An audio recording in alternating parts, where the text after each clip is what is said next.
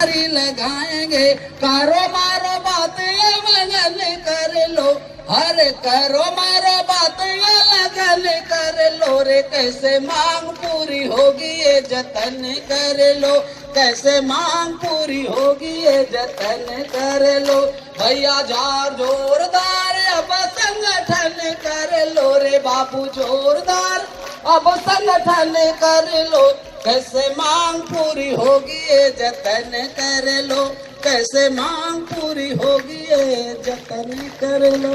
धन्यवाद साथियों, इनके लिए जोरदार तालियां। कैसे मांग पूरी होगी ये जतन कर लो। इन्होंने कल इस बात को सुना था कि आवश्यकता पड़ेगी तो दूसरी रणनीति बनाई जाएगी, दूसरी रणनीति अवश्य बनेगी, लेकिन गणतंत्र दिवस मनाने के बाद हम आप लोगों के मनोबल हौसले की दाग देते हैं और उनके हौसलों की भी दाग देते हैं जो घरों में बैठकर शाम को चैनल न्यूज देखते हैं। कम से कम देखते तो हैं, शायद देखने से ही उनकी मांग पूरी हो सकती है।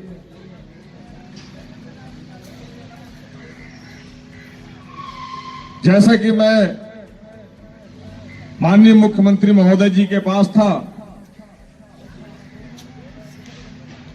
कि 12वीं मांग हमारी वो दोषी उच्च अधिकारियों के लिए होगी जो 12 वर्षों से हमारे लाभों से वंचित रखा गया है।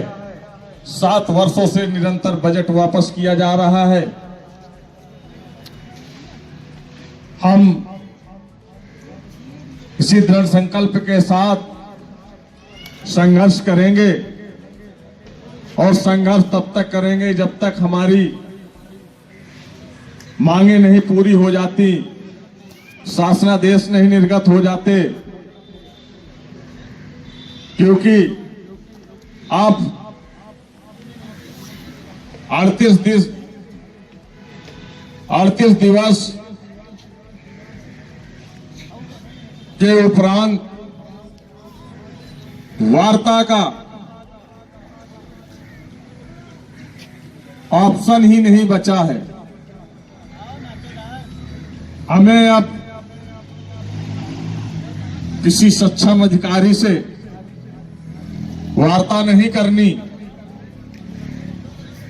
जिस किसी भी सक्षम अधिकारी से हमारी वार्ता कराने का प्रयास किया जा रहा है,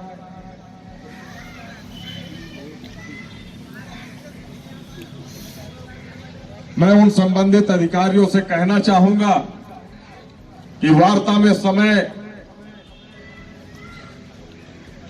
ना लगाएं। जो भी समय वार्ता में लगेगा वो समय शासनादेश निर्गत करने में लगाएं, क्योंकि हम उसी बैनर तले बैठे हैं। आश्वासन नहीं, हमें शासनादेश चाहिए।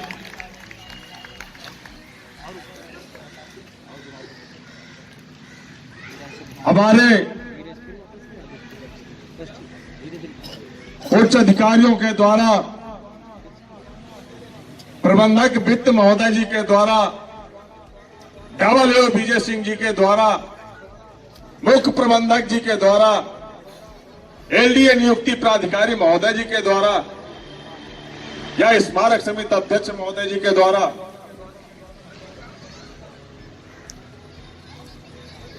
एनपीएस के नाम पर चस्पा की जा रही है लिस्टें। लिस्ट हमारा समाधान नहीं है महोदय। जो 800 करोड़ में कुंडली डाल करके बैठे हैं, उससे कुंडली से हटें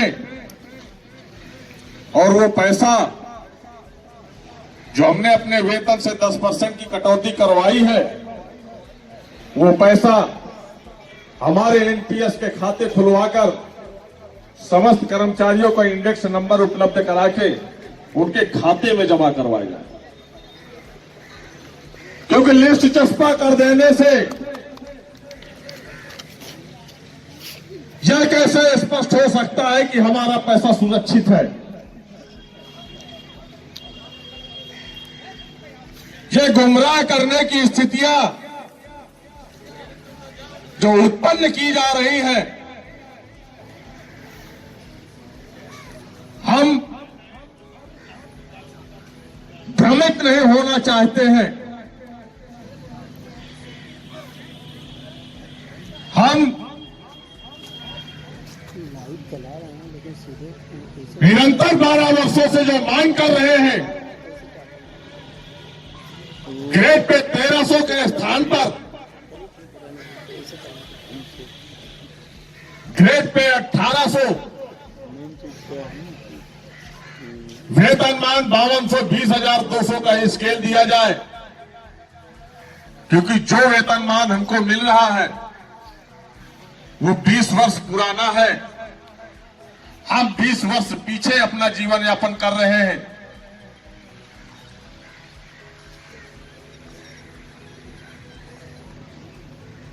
जो हमारे साथी 170 कर्मचारीगण हमारे खत्म हुए हैं, इन पत्थरों की धूल हटाते हटाते धूल में मिल गए, मिट्टी में मिल गए। उनका परिवार दर दर की ठोकरें खाने पर मजबूर है।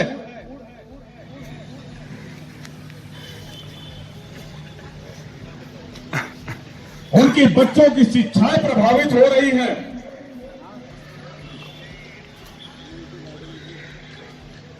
हम चाहते हैं कि हमारे स्मारक समिति में वो 170 परिवार को सेवा में वापस लिया जाए। सवेतन चिकित्सा पूर्ति भी दी जाए, क्योंकि चिकित्सा का एक ही अंग प्रसूति अवकाश भी है, जो कि कभी स्मारक समिति की प्रबंधक श्रीमती अपाला सरकार भौमिक कभी प्रेग्नेंट हुई थी,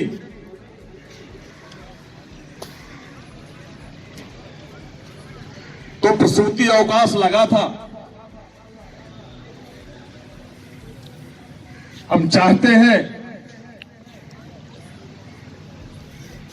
कि सवेतन चिकित्सा पूर्ति का लाभ भी हम लोगों को दिया जाए और मिलना भी चाहिए, क्योंकि वो हमारा हक है, हमें मिलना चाहिए।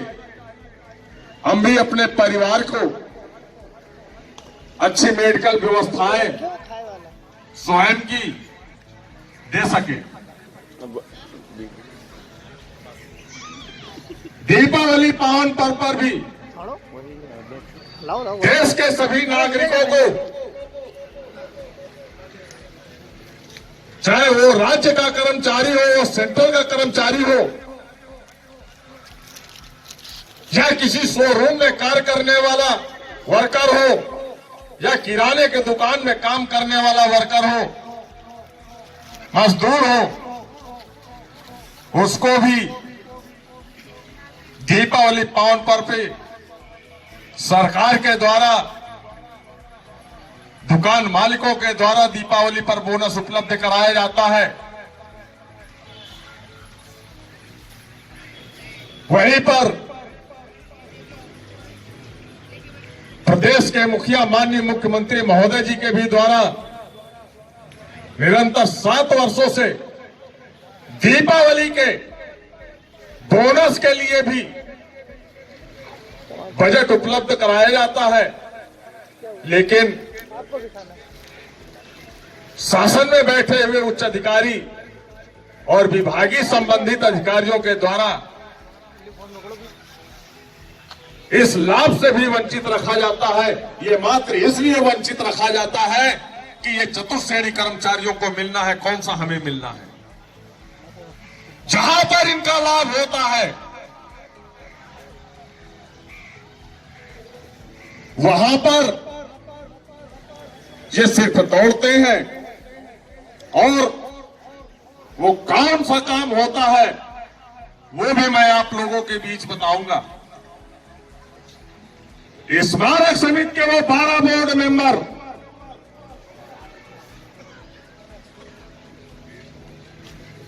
वहीं पर हमारी बोर्ड मीटिंग होती है, वही 12 बोर्ड मेंबर बैठकर उचित निर्णय लेते हैं, हमारी मांगों पर भी विचार करते हैं, बोर्ड मीटिंग में प्रस्ताव पास कर दिए जाते हैं। वहीं पर स्मारक के अनुरक्षण से संबंधित भी प्रस्ताव पास कर दिए जाते हैं। लेकिन दुर्भाग्य यहां पर होता है कि जो स्मारक के कर्मचारियों को होने वाले लाभों को प्रस्ताव पारित होते हैं, उनको शासन स्तर पर लंबित करने के लिए भेज दिया जाता फाइलें बनाकर। लेकिन अनुरक्षण से संबंधित जो पैसा होता है, बजट पास करना होता है, वही 12 बोर्ड मेंबर सक्षम होते हैं। 12 वर्षों में मैं प्रत्यक्ष प्रमाण हूं कि फाउंटेन में लगा हुआ मोटर हर महीने खुलवाया जाता है, हर महीने सिर्फ डलवाया जाता है। कागज में सिर्फ मेंटेनेंस दिखाना होता है इनको, और अच्छा बजट पास करके उसको अपनी जेब में भरने का काम करते हैं। 12 वर्षों से इस स्मारक समिति में लगे हुए गेट बाउंड्रियों की कभी ना रंगाई हुई है ना पुताई हुई है, सिर्फ कागजों में रंगाई और पुताई होती है। वहां पर अनुरक्षण से संबंधित बजट को खाने में, कागज की खाना पूर्ति करने में दिमाग लगाते हैं हमारे नियुक्ति प्राधिकारी महोदय और परिषद के प्रबंधक महोदय।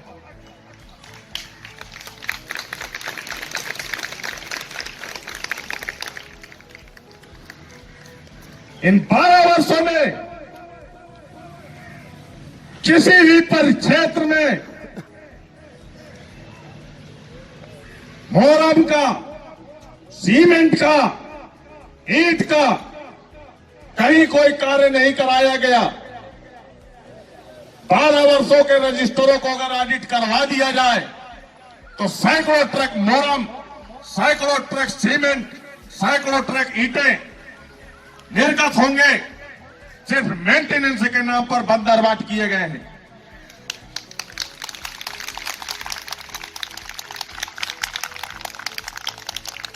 इको गार्डन में लगे हुए आर्टिफिशियल एनिमल्स के स्टैचू,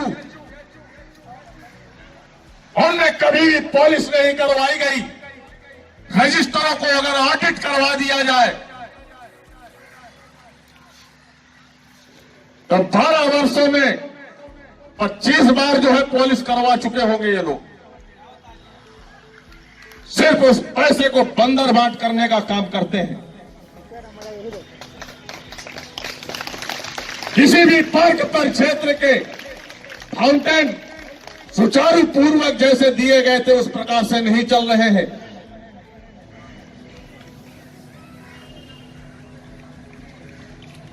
उनकी जो चमक थी वो धूमिल कर दी गई। ब्रांच के पॉलिश कर्मी की तो नियुक्ति हुई है, लेकिन ब्रांच की जो पॉलिश होती है वो सिर्फ कागजों में दिखाई जाती है कि इतनी क्वांटिटी में ये ब्रांच की पॉलिश उपलब्ध कराई गई है और निर्गत भी कराई गई है, लेकिन कभी ब्रांच पे पॉलिश नहीं करवाई गई।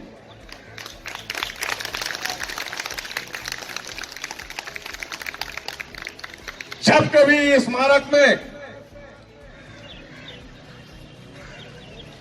मानव श्री कांशीराम स्मारक स्थल में कांशीराम जी के परिनिर्वाण दिवस में या अंबेडकर परिनिर्वाण दिवस में कार्यक्रम होते हैं तो मार्बल पॉलिश की जगह में नारियल का तेल पुतवा करके पत्थरों को चमकाने का काम किया जाता है। वो सिर्फ मार्बल की पॉलिश का पैसा खाने का काम करते हैं ये लोग। ये लोगों को पैसा खाने की आदत पड़ गई है, कर्मचारियों का खून चूसने की आदत पड़ गई है। ये सिर्फ कर्मचारियों का खून पीने के लिए बैठे हैं। मैं माननीय मुख्यमंत्री महोदय जी को बताना चाहूंगा कि नक्सल से संबंधित जितने भी रजिस्टर है किसी अच्छी एजेंसी के द्वारा इसका ऑडिट करवाया जाए, देखा जाए, और जब ऑडिट हो तो अधिकारियों की जैसी एक टीम होती है वैसे एक कर्मचारियों की भी टीम नियुक्त की जाए। कर्मचारियों से भी पूछा जाए कि ये सही बोल रहे हैं या कर्मचारी सही बोल रहे हैं।